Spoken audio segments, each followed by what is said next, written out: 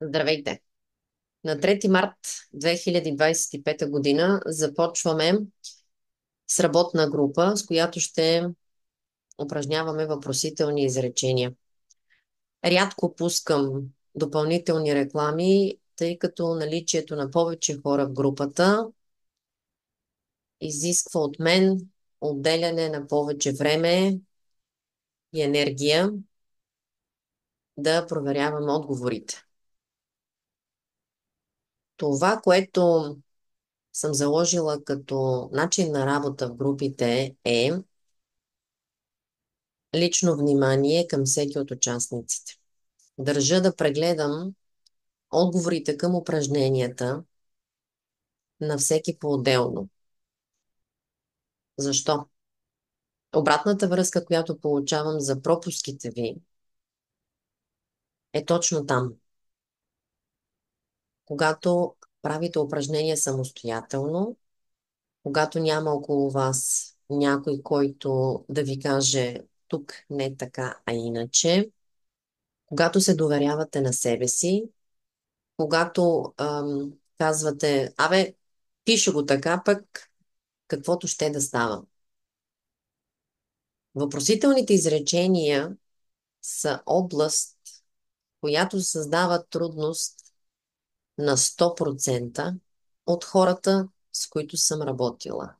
До сега не съм срещала нито един ученик, начално ниво, все пак да уточним, който да не изпитва трудност при задаването на въпроси. Това, което ще направя, е да ви дам стъпките, които са изключително лесни и които, когато видите, има вероятност да си кажете, да бе, то е ясно как не съм се сетил до сега. Въпросът не е, че не се сещате, а в това, че нямате достатъчно практика, нямате достатъчно опит и когато се опитвате да задавате въпроси, рядко успявате да подредите правилния словоред. Да се върна отново на това, което смятам да ви дам. Ще ви покажа начинът, по който да подреждате въпросите. Ще ви покажа начинът, по който да мислите. Във въпросителните изречения има логика. Има последователност във всички. Съвсем смело твърдя, че мога да ви покажа и да ви науча да задавате въпроси. Как се постига усвояването на въпросителния словоред? С повторение, за да стане машинално, за да може мозъкът ви да свикне да подрежда думите по определен начин. Ще осъзнаете как в един момент и да искате да сбъркате, няма да можете, защото ще задавате въпроси интуитивно. На подсъзнателно ниво ще запомните словореда, който трябва да подредите. За тази цел обаче ви трябват малко насоки, малко подкрепа, малко побутване в правилната посока. Когато давам упражнения, тъй като експериментирам с различни формати, ако дам и отговорите за самопроверка, има голяма вероятност вие да не знаете защо този отговор е правилен, а вашият не е. И още по-голяма вероятност аз да не разбера вие къде и защо грешите.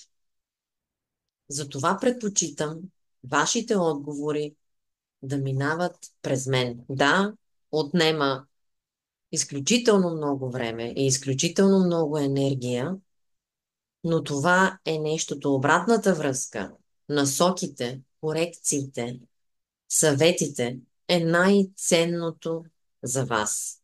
Това смятам да направя и в този курс. Конкретната организация ще видите в сайта, когато се регистрирате, Сега само нахвърлям лека ориентация за тези от вас, които се чудят дали да пробват. Упражненията и сроковете, за които ще ги правите, са съобразени с натовареното и заето ежедневие на всеки от нас. Бих искала да ви кажа, че никой няма да ви гони, никой няма да ви изпитва, никой няма да ви мъмри за пропуснат краен срок. Когато създам групата, тя стои. Колкото време е необходимо, толкова. Когато сте готови, тогава можете да ми изпратите отговорите си. Целта не е да гоним обем материал, не е да гоним време, а вие да постигнете този резултат, за който сте дошли при мен. Аз от своя страна ще направя и правя всичко възможно за постигането му. Конкретно с въпросите, с въпросителните конструкции, ви гарантирам, че мога да помогна. Мога да ви дам насоките, мога да ви дам стъпките.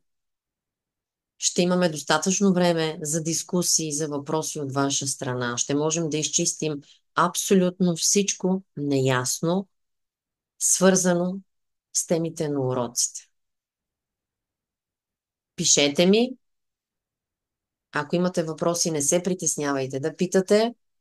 Ако въпросителните конструкции са едно от малките препъни камъчета по пътя на вашето обучение по английски език, мисля, че е време поне това вече да прескочите. Не се мъчете сами, мога да ви помогна.